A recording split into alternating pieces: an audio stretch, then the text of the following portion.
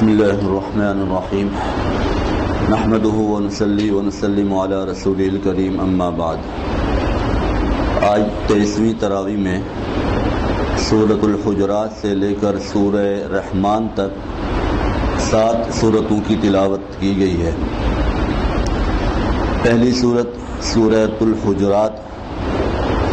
حجرات یہ حجرہ کی جمع ہے اور حجرہ کمرے کو کہتے ہیں۔ اس سورت کے اندر چونکہ رسول اکرم صلی اللہ علیہ وسلم کے حجروں کا ذکر ہے، آپ صلی اللہ علیہ وسلم نے جو حجرے اپنی ازواج مطہرات کے لیے بنائے تھے، ان حجروں کا ایک واقعہ، ایک بیان ہے، اس لیے اس سورت کا نام حجرات ہے۔ یہ سورت اسلامی اور معاشرتی آداب پر مشتمل ہے۔ حقیقت یہ ہے کہ اگر ان آداب کو آپ اپنی زندگی میں اپنا لیں تو یہ معاشرہ جنت کی مثال پیش کرے اور کسی کو کوئی تکلیف نہ ہو۔ بہت بہترین آداب اس صورت کے اندر بیان کیے گئے ہیں۔ اصل تو اس صورت میں اللہ تعالیٰ نے صحابہ کرام رضی اللہ تعالیٰ عنہم اجمعین کی تربیت فرمائی، کیونکہ اللہ خود اپنے رسول کے صحابہ کی تربیت فرمایا کرتے تھے، اور پھر صحابہ کرام رضی اللہ تعالیٰ عنہم اجمعین کے واسطے سے ہم بھی اس صورت کے مکلف ہیں، اس صورت کے مخاطب ہیں۔ پہلا حکم اور پہلا ادب پہلی آیت میں یا ایھا الذین آمنوا لا تقدموا بین یدی اللہ ورسولہ واتقوا اللہ، اے ایمان والو تم اللہ اور اس کے رسول سے آگے بڑھنے کی کوشش مت کرو۔ اس کا ایک مطلب تو یہ ہے کہ اللہ کے رسول صلی اللہ علیہ وسلم سے آگے مت چلو، اور ایک مطلب یہ ہے کہ اپنی رائے کے اندر، اپنے معاملات کے اندر، اپنے مشورے کے اندر اللہ اور اس کے رسول سے آگے مت بڑھو۔ اور اس سے ہمیں بھی یہ سبق ملا کہ کسی بھی معاملے میں اپنے سے بڑے سے آگے بڑھنے کی کوشش مت کرو۔ جہاں بڑے موجود ہوں تو وہاں ہمیں اپنی رائے دینے کی کوئی ضرورت نہیں۔ ہاں اگر بڑے خود پوچھیں کہ ہاں آپ کی کیا رائے ہے، بیٹا آپ کی کیا رائے ہے، تو اس میں رائے دینے میں کوئی قباحت نہیں ہے، لیکن اپنے طور پر آگے بڑھ کے رائے دینا بڑوں کی موجودگی میں یہ آداب کے خلاف ہے۔ دوسرا حکم، دوسرا ادب یا ایھا الذین آمنوا لا ترفعوا اصواتکم فوق صوت النبی، اے ایمان والو تم اپنی آواز کو نبی کی آواز سے اونچا مت کرو، ولا تجہروا لہ بالقول، اور اونچی آواز سے اس سے بات بھی مت کرو جیسے آپس میں تم ایک دوسرے کو پکارتے ہو، ایک دوسرے سے باتیں کرتے ہو۔ ہوا یہ تھا کہ کچھ دیہاتی صحابی آپ صلی اللہ علیہ وسلم کی بارگاہ میں حاضر ہوئے مسجد نبوی شریف میں، تو مسجد نبوی شریف کے ساتھ متصل حجرے تھے جہاں آپ صلی اللہ علیہ وسلم کا آج روزہ مبارک ہے۔ یہ چھوٹے چھوٹے حجرے تھے جس میں بس 2 بندوں کی جگہ تھی یا ایک چارپائی کی جگہ تھی، اتنے چھوٹے چھوٹے حجرے تھے، 11 حجرے تھے۔ تو کچھ بدو صحابی، دیہاتی صحابی آئے اور باہر کھڑے ہو کر انہوں نے آواز لگائی، یا محمد اخرج الینا، یا محمد، جیسے ہم آواز لگاتے ہیں بھائی فلاں باہر نکل۔ تو اس طرح کے بیچارے لوگ، کیونکہ تربیت ہوئی نہیں تھی، تو آواز لگائی کہ آپ باہر نکلو۔ تو اس پر اللہ نے تنبیہ فرمائی کہ ایسے اپنے نبی کو مت پکارا کرو۔ اور اس کے اندر یہ بھی حکم دیا گیا کہ اللہ کے نبی کے سامنے آواز کو بلند مت رکھو۔ ایک صحابی تھے حضرت شماس ابن قیس رضی اللہ تعالیٰ عنہ، وہ بڑے خطیب تھے، اور آپ جانتے ہیں کہ جو خطیب ہوتا ہے مستقل اونچی آواز سے بولنے والا، اس کی آواز بھی اونچی ہوتی ہے۔ تو آپ کی بارگاہ میں، آپ کے مجلس میں جب وہ موجود ہوتے تھے تو اونچی آواز سے بات کرتے تھے، ان کی آواز تھی ہی اونچی۔ جب انہوں نے یہ آیت سنی تو اپنے گھر کے اندر دبک کے بیٹھ گئے، باہر نہیں نکل رہے۔ 3 دن گزر گئے، اللہ کے رسول صلی اللہ علیہ وسلم نے پوچھا کہ وہ شماس میرا بھائی نظر نہیں آ رہا، یوں فرمایا آپ نے، میرا بھائی شماس سے نظر نہیں آ رہا۔ تو لوگوں نے بتایا یا رسول اللہ وہ آپ کی اس آیت، قرآن کریم کی اس آیت کو سن کر گھر میں بیٹھ گئے، کہیں ایسا نہ ہو کہ بے ادبی ہو جائے، میری آواز تو ویسے اونچی ہے، تو اللہ کے نبی کی آواز سے میری آواز اونچی ہو رہی ہے، میں باہر جانا پسند نہیں کرتا، ایسا نہ ہو کہ آواز اونچا ہونے کی وجہ سے بے ادبی ہو۔ تو آپ نے فرمایا کہ وہ تو اللہ نے اس کی آواز بنائی ہے، جان بوجھ کر اونچی آواز نکالنا یہ رسول کے آداب کے خلاف ہے۔ اور اس کے بعد ایک اور تیسرا حکم، تیسرا ادب، یا ایھا الذین آمنوا ان جاءکم فاسق بنبأ فتبینوا، اے ایمان والو اگر تمہارے پاس کوئی فاسق، کوئی سچا آدمی خبر لے کر آئے، کوئی خبر لے کر آئے تو اس خبر کو آگے پھیلانے سے پہلے اس کی تحقیق کر لو۔ یہ میرے آپ کے لیے آج کل کے معاشرے کے لیے بہت اہم سبق ہے، کیونکہ آج کل کے معاشرے میں خاص طور پر سوشل میڈیا پر یہ بیماری عام ہے کہ کوئی خبر آتی ہے، کوئی ایک پوسٹ لگا دیتا ہے تو ہر ایک کی کوشش یہ ہوتی ہے کہ میں سب سے پہلے اس کو شیئر کروں، اور بغیر تحقیق کے خبر وہ شیئر کر دی جاتی ہے، آگے بڑھا دی جاتی ہے۔ پھر عام طور پر ایسا ہوتا ہے کہ پتہ چلتا ہے کہ وہ جھوٹ تھی یا اس کے اندر وہ ملاوٹ تھی، جھوٹ۔ تو اگر ہم نے اس طرح کی کوئی بات آگے شیئر کر دی، چاہے سوشل میڈیا پر ہو یا عام طور پر عام ہماری زندگی کے اندر، اور وہ بات جھوٹی نکلی یا اس کے اندر جھوٹ کی آمیزش تھی، تو آپ صلی اللہ علیہ وسلم نے فرمایا کفا بالمرء کذبا ان یحدث بکل ما سمع، جھوٹا ہونے کے لیے اتنا کافی ہے انسان کے جھوٹا ہونے کے لیے کہ ہر سنی سنائی بات کو آگے چلا دے۔ اس لیے فرمایا ان جاءکم فاسق بنبأ فتبینوا، اگر کوئی خبر آئے تو پہلے تحقیق کرو، بھئی ایسی میں نے خبر سنی ہے، کیا سچ ہے یا جھوٹ ہے؟ جو اس کے سورسز ہیں وہ آپ سورسز لگا کے آپ تحقیق کریں، تحقیق کرنے کے بعد پھر اگر آپ مناسب سمجھیں تو شیئر کر دیں، نہیں تو پھر اس کو اپنے پاس رکھیں، کیونکہ جب خبر زبان سے نکل جاتی ہے پھر واپس نہیں آتی۔ اور قرآن اس کا انجام بھی بتاتا ہے فَتُصْبِحُوا عَلَىٰ مَا فَعَلْتُمْ نَادِمِينَ، ایسا نہ ہو کہ تمہیں اپنے کیے پر پچھتانا پڑے۔ شیئر کر دی، بعد میں جو ہے نا معذرت کرتے پھر رہے ہیں کہ بھائی وہ غلط تھی خبر، تو خبر تو پھیل گئی۔ اس لیے فرمایا کہ خبر کو آگے بڑھانے سے پہلے سوچ لیا کرو۔ اور ایک اور ادب بیان فرمایا وَإِن طَائِفَتَانِ مِنَ الْمُؤْمِنِينَ اقْتَتَلُوا فَأَصْلِحُوا بَيْنَهُمَا، فرمایا کہ اگر مسلمانوں کے کوئی دو گروہ، دو جماعتیں، دو قبیلے، دو کنبے یا دو افراد آپس میں لڑائی کر لیں، ان کا آپس میں اختلاف ہو جائے، تو مسلمانوں کا شیوہ یہ ہے کہ آپس میں ان کی صلح کرواتے ہیں، بجائے اس کے کہ تیلی لگانا اور جلدی پر پیٹرول کا کام کرنا، آگ کا کام کرنا، یہ مسلمان کا شیوہ نہیں ہے۔ آپ صلی اللہ علیہ وسلم نے فرمایا کہ کیا میں تمہیں ایسی چیز نہ بتاؤں جو نفلی روزے، نفلی نماز اور نفلی صدقے سے بھی بڑھ کر ہو؟ تو صحابہ نے عرض کیا یا رسول اللہ صلی اللہ علیہ وسلم ضرور بتائیے۔ آپ نے فرمایا اصلاح ذات البین، آپس کی صلح کروا دینا، یہ نفلی صدقات سے، نفلی زکوٰۃ سے، نفلی خیرات سے، نفلی روزوں سے، نفلی عبادت سے بڑھ کر ہے۔ پھر آپ نے فرمایا وہ فساد و ذات البین ہی الحالقہ، آپس کا جو اختلاف ہے فرمایا کہ دین کی ایسی صفائی کرتا ہے جیسے اس طرح بالوں کی صفائی کرتا ہے۔ جیسے کہ دیکھیں اگر دو آدمیوں میں اختلاف ہے، دو قبیلوں میں اختلاف ہے، اب وہ نماز پڑھ رہے ہیں، نماز کے دوران وہ شخص بھی کھڑے ہو کے سوچ رہا ہے کہ اس کی ایسی کی تیسی میں اسے بدلہ لوں گا، وہ بھی کھڑے ہو کے سوچ رہا ہے کہ اس کی ایسی کی تیسی میں اسے بدلہ لوں گا۔ کیوں؟ آپس میں اختلاف ہے، نہ اس کی نماز صحیح، نہ اس کا قرآن صحیح، نہ اس کی تلاوت صحیح، ہر وقت اس کے ذہن میں انتقامی کارروائی چل رہی، اور اگر صلح ہو جائے تو نتیجہ یہ ہوگا کہ اس کی عبادت بھی اچھی، اس کا سارا کچھ اچھا۔ اس لیے آپ نے فرمایا کہ آپس کا اختلاف جو ہے یہ دین کو موڑ دیتا ہے۔ آپ صلی اللہ علیہ وسلم نے کچھ لوگوں میں صلح کروانے کی غرض سے اپنی نماز کو قضا فرما دیا تھا، فرض نماز کو قضا فرما دیا تھا، اور فرمایا کہ یہ پہلے ہے بعد میں نماز ہے۔ تو جہاں ہمارا بس چل سکتا ہے، دیکھیں کہ بھائی یہاں پہ آپس میں دو بھائی لڑے ہوئے ہیں، دو کنبہ، دو قبیلے والے آپس میں لڑے ہوئے ہیں، تو وہاں پہ ہم اگر کر سکتے ہیں تو وہاں اتفاق کی کوشش کروائیں۔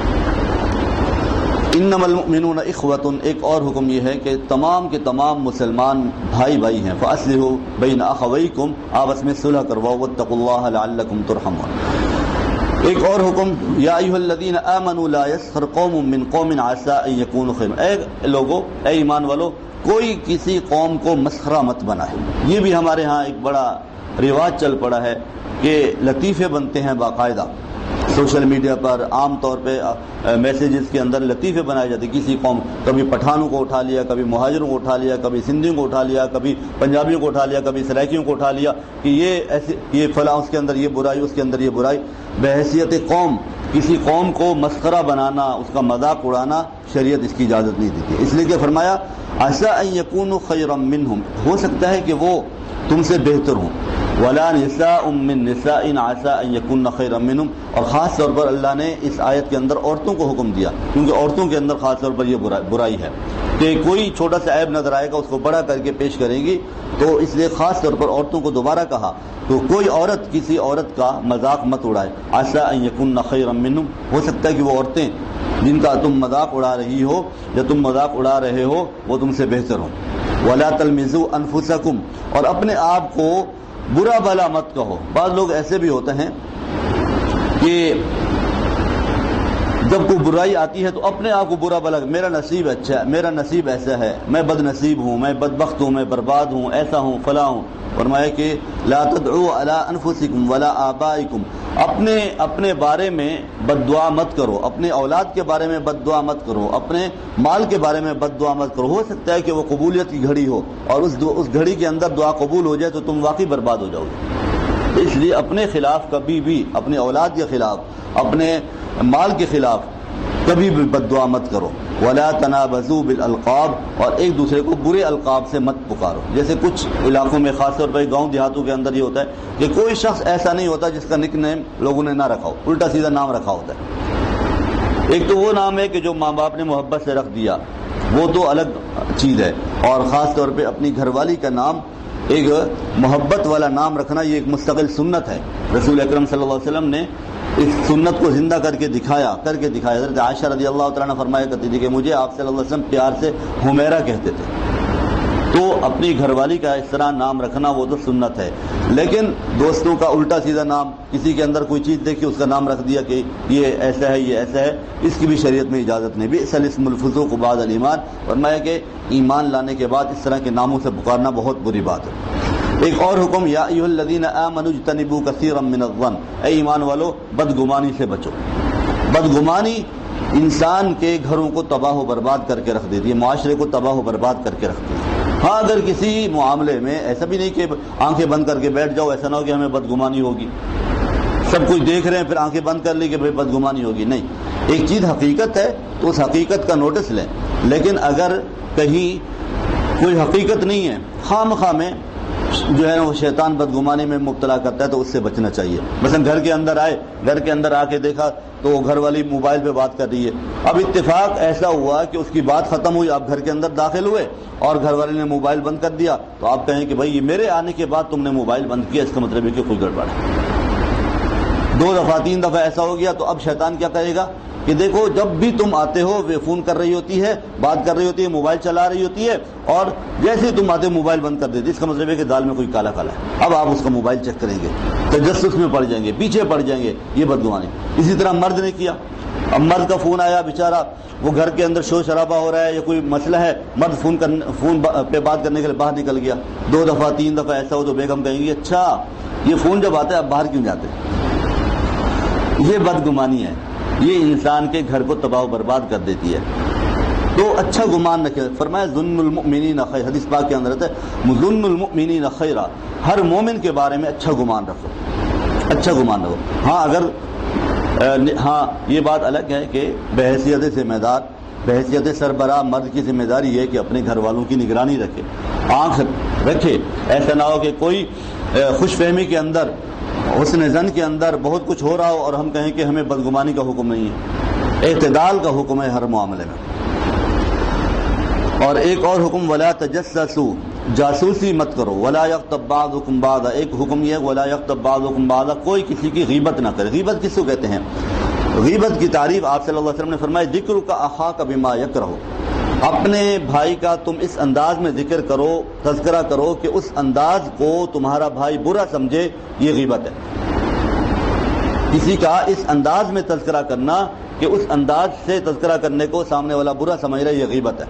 حضرت عائشہ رضی اللہ تعالیٰ عنہ ایک دفعہ آپ صلی اللہ علیہ وسلم کے ساتھ بیٹھی ہوئی تھی تو ازواج مطہرات کا تذکرہ چل رہا تھا، تو ایک زوجہ مطہرہ آپ کی ایسی تھی کہ جو قد کے اعتبار سے تھوڑی چھوٹی تھی، تو آپ صلی اللہ علیہ وسلم سے حضرت عائشہ نے کہا کہ یا رسول اللہ وہ تو صفیہ تو ایسی ہیں، اتنی سی ہیں۔ آپ نے فرمایا عائشہ تم نے ایسی بات کی ہے کہ اگر یہ بات میٹھے سمندروں کے پانی کے اندر ڈال دی جائے تو اس کے زہر کی وجہ سے وہ سارا کا سارا پانی زہریلا ہو جائے، کڑوا ہو جائے۔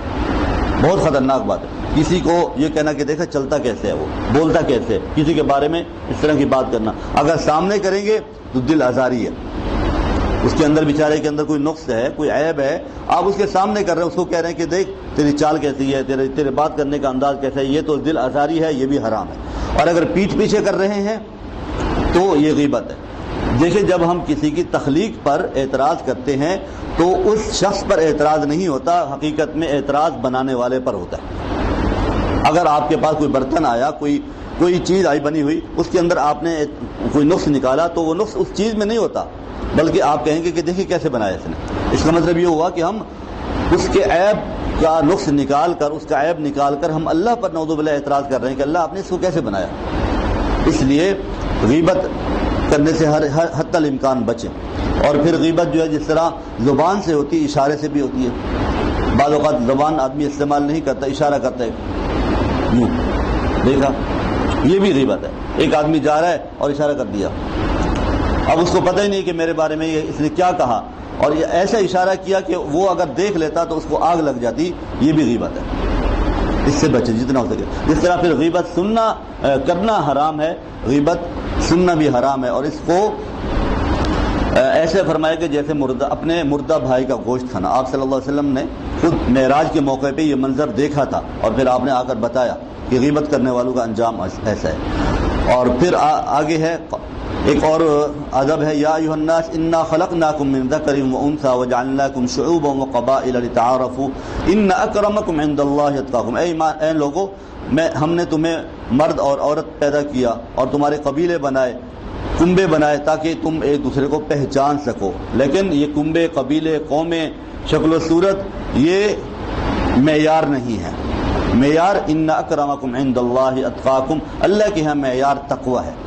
اگر کوئی گھٹیا بظاہر کمتر قوم کا آدمی ہے، نہ سید ہے، نہ ہاشمی ہے، نہ فلاں ہے، نہ فلاں ہے، ایک چمار ہے، میراثی ہے، لیکن اس کے اندر تقوی ہے، میراثی قوم کا ہے لیکن وہ تقوی والا آدمی ہے، تو وہ سید سے افضل ہے جو بدماشی کرتا ہے۔ تو معیار اللہ کے ہاں تقوی، ان اکرمکم عند اللہ اتقاکم، اللہ کے ہاں عزت کا معیار تقوی ہے۔ اور پھر ایک آخری بات، قالت الاعراب آمنا قل لم تؤمنوا ولكن قولوا اسلمنا۔ دیہاتی لوگ آپ صلی اللہ علیہ وسلم کے پاس آئے تھے اور کہنے لگے یا رسول اللہ ہم آپ پر ایمان لائے اور ہمارا احسان ہے۔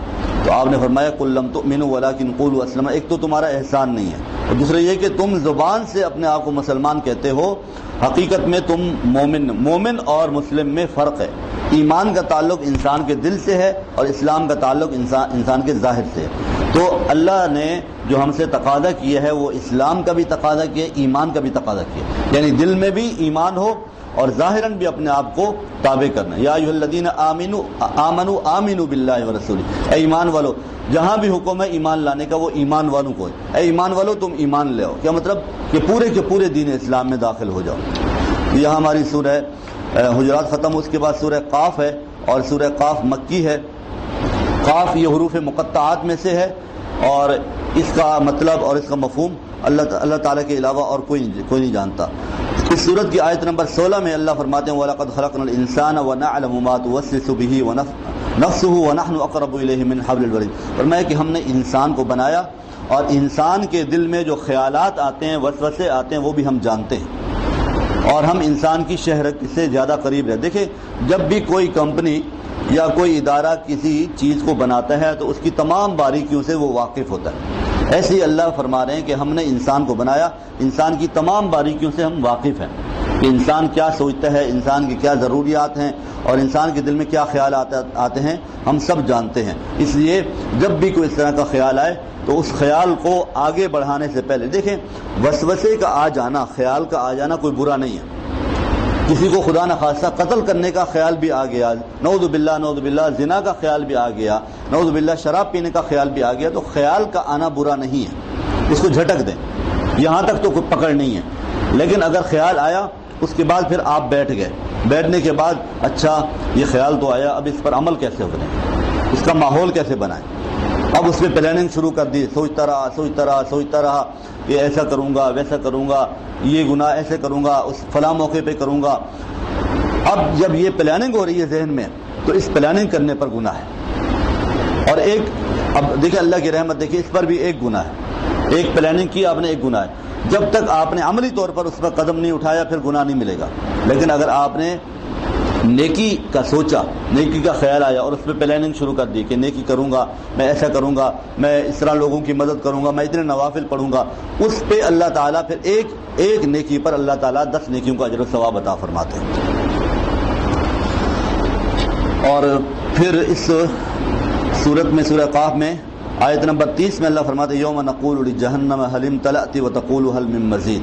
قیامت کا منظر ہوگا جب لوگ جہنم کے اندر ڈالے جائیں گے تو جہنم حدیث پاک کے اندر آتا ہے چنگھاڑے گی اور اپنی لگامیں توڑوانے کی کوشش کرے گی. جہنم کی 70,000 لگامیں ہیں اور 70,000 لگاموں میں جکڑی ہوئی ہے، لیکن وہ آگے بڑھے گی، اللہ سے کہے گی حل من مزید، حل من مزید، یا اللہ اور بھیجے، میرے اندر بہت گنجائش ہے.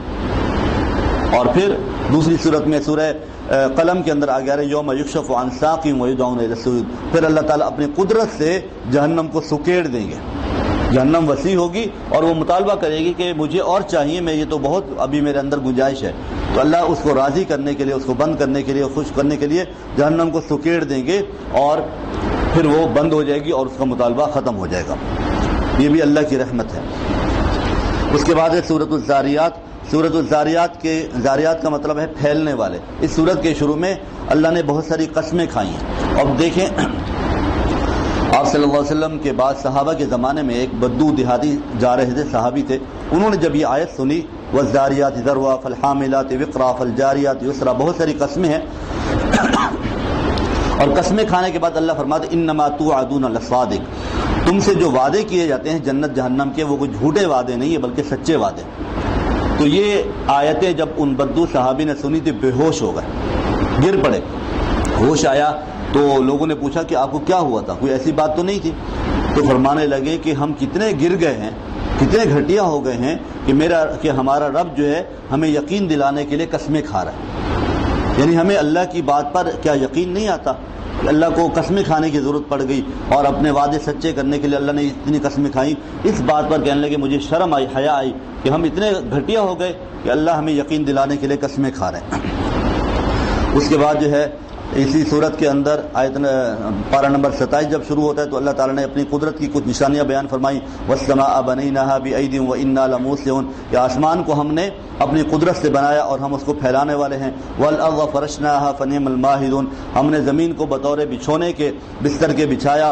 فَنِعْمَ الْمَاهِدُونَ، اور ہم ہی سب سے بہترین بچھانے والے ہیں. وَمِن كُلِّ شَيْءٍ خَلَقْنَا زَوْجَيْنِ لَعَلَّكُمْ تَذَكَّرُونَ، اور فرمایا کہ ہر چیز کا ہم نے جوڑا پیدا کیا ہے تاکہ تمہیں نصیحت حاصل ہو. آج سائنس نے اس بات کو تسلیم کیا ہے کہ صرف انسانوں کے اندر نہیں، جانوروں کے اندر نہیں، بلکہ ہر چیز کے اندر جوڑے ہیں، ہر چیز کے اندر جوڑے ہیں. غیر شعوری طور پر ان جوڑوں کا آپس میں ملاپ ہوتا ہے، پھر اس سے نسل بڑھتی ہے. یہ اللہ کی قدرت کی ایک نشانی ہے.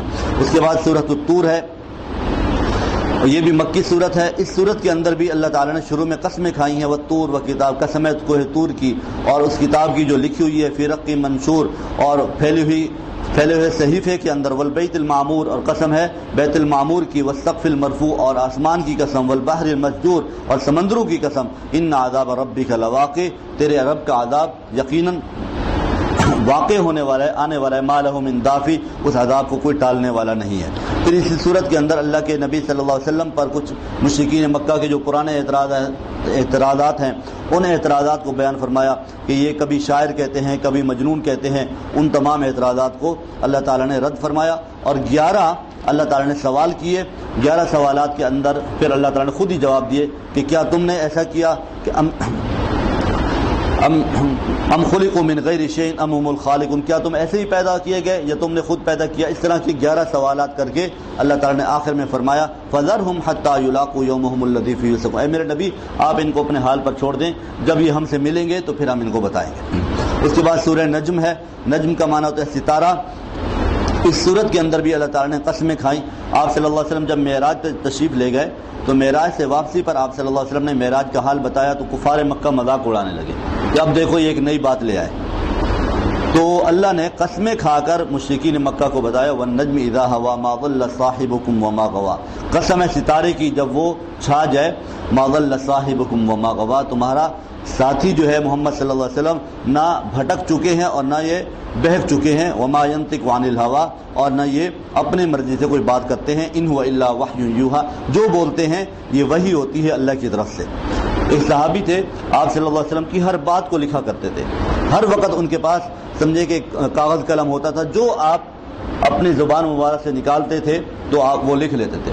تو کچھ صحابہ نے کہا بھائی آپ ہر بات نہیں لکھا کرو، اس لیے کہ کبھی آپ صلی اللہ علیہ وسلم مذاق میں بات کر رہے ہوتے ہیں، کبھی غصے میں ہوتے ہیں، تو ہر بات نہیں لکھا کرو. تو آپ صلی اللہ علیہ وسلم نے ان کو دیکھا کہ لکھنا انہوں نے چھوڑ دیا. آپ نے پوچھا لکھتے کیوں نہیں ہو؟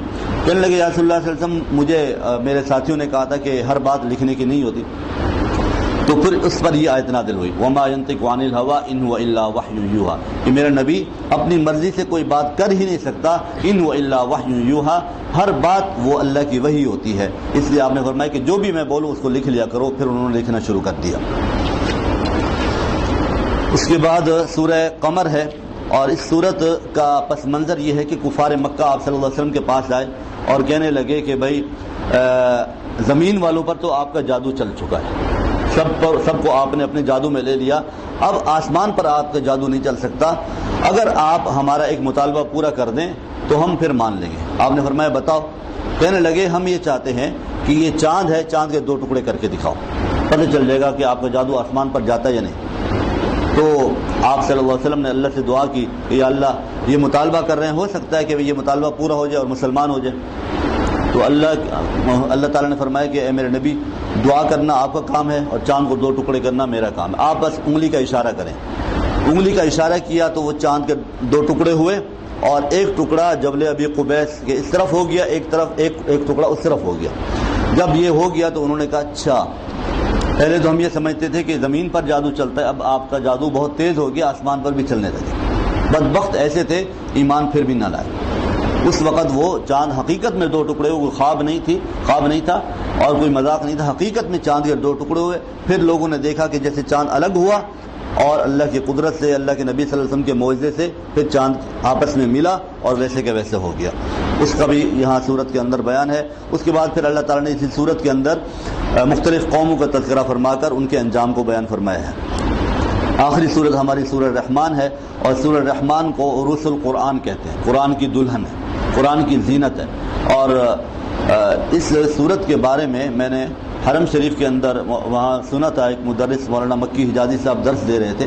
ان کے درس میں نے سنا کہ اگر کسی بچی کے رشتے کے معاملے میں رکاوٹیں ہوں اور رشتے نہ بن رہے ہوں, رشتہ نہ بن رہا ہو یا رشتے آتے نہ ہوں, تو وہ بچی روزانہ اس صورت کو 1 مرتبہ پڑھ کر اپنے لیے دعا کرے تو اللہ اس بچی کو جلدی دلہن بنائیں گے. انہوں نے فرمایا کہ یہ مجرب ہے, بہترین ہے. اس کو تمام بچیاں جو شادی کے انتظار میں ہیں تو وہ اس کا اہتمام کریں. انشاءاللہ اللہ تعالیٰ جلد ہی اس کا انتظام فرما دیں گے.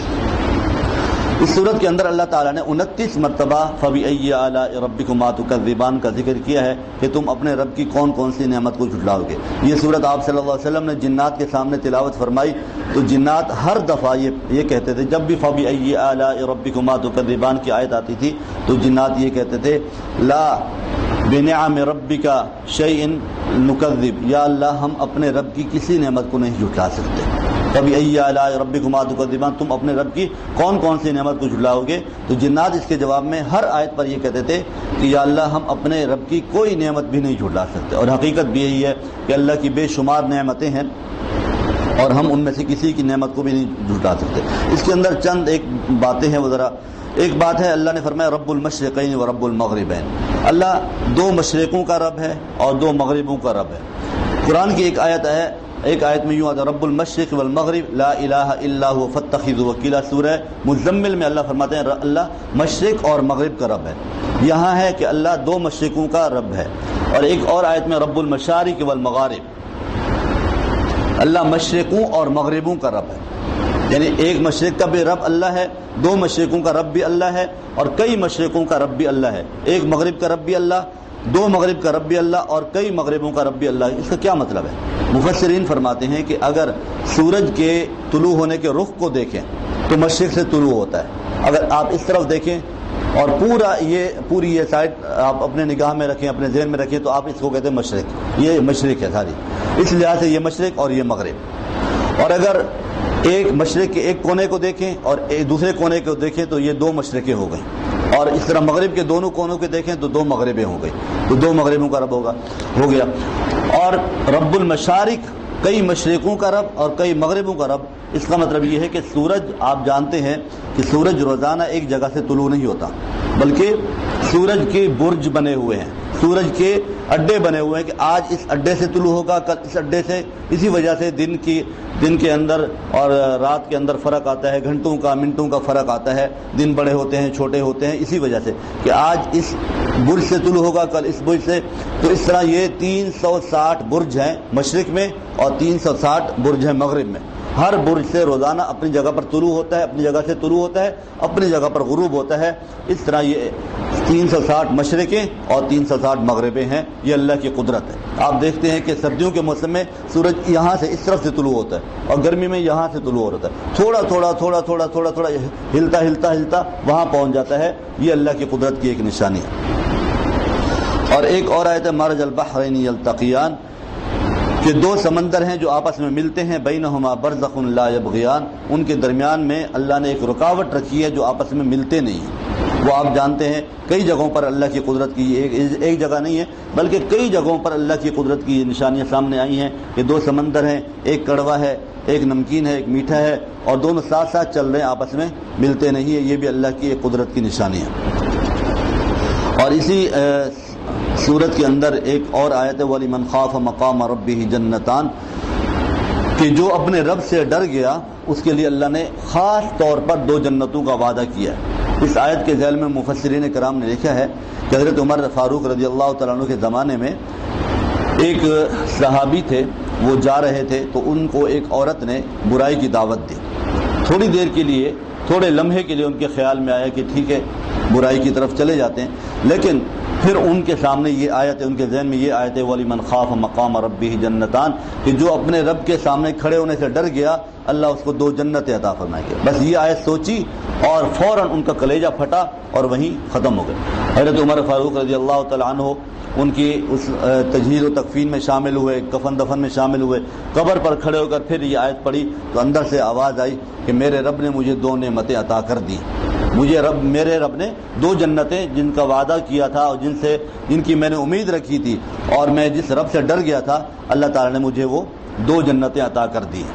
تو اس سے ہمیں بھی یہ سبق ملتا ہے کہ جب ہمیں خدا نخواستہ، اللہ ہمیں بچائے، ہم کمزور ہیں، لیکن اگر کبھی خدا نخواستہ برائی کا موقع آئے تو بس اپنے رب کی نشانیاں، اپنے رب کے احسان اور اپنے رب کی عظمت کو سامنے رکھ کر ڈریں گے تو انشاءاللہ اللہ تعالیٰ اس برائی سے بچنا ہمارے لیے آسان فرمائیں گے. اللہ ہماری توفیق نصیب فرمائے. الحمدللہ رب العالمین، اللہم انت السلام ومنک السلام، تبارکت یا ذا الجلال والاکرام. یا اللہ ہم نے آپ کی توفیق سے کلام پاک پڑھا، سنا، سمجھا. اللہ ہماری قدرت نہیں تھی، اگر آپ نہ چاہتے، آپ ہمیں توفیق نہ دیتے تو ہم یہ نہ کر سکتے. اللہ آپ کی توفیق سے ہم نے یہ وقت دیا، تیرے کلام پاک کو پڑھا، سنا، سمجھا. اللہ اس پڑھنے کو، سننے کو، سمجھنے کو اپنی بارگاہ میں قبول فرما. اللہ ہم سب کی بخشش کا فیصلہ فرما. یا اللہ ہم سب کے مسائل کو حل فرما. اللہ ہم سب کی پریشانیاں دور فرما. یا اللہ تمام بیماروں کو شفائے کاملہ عاجلہ مستمرہ نصیب فرما. یا اللہ جو مرادیں دلوں میں ہیں اللہ اپنے فضل و کرم سے تمام مرادوں کو پورا فرما. یا اللہ رمضان مبارک کے اس مبارک مہینے کے اندر یا اللہ ہماری تمام ضرورتوں کو اپنے غیب کے خزانوں سے پورا فرما. دلی مرادوں کو پورا فرما. اپنے در کا محتاج بنا. غیروں کے سامنے ہاتھ پھیلانے سے ہم سب کی حفاظت فرما. وصلی اللہ تعالی علی سیدنا و مولانا محمد وعلی آلہ وسلم.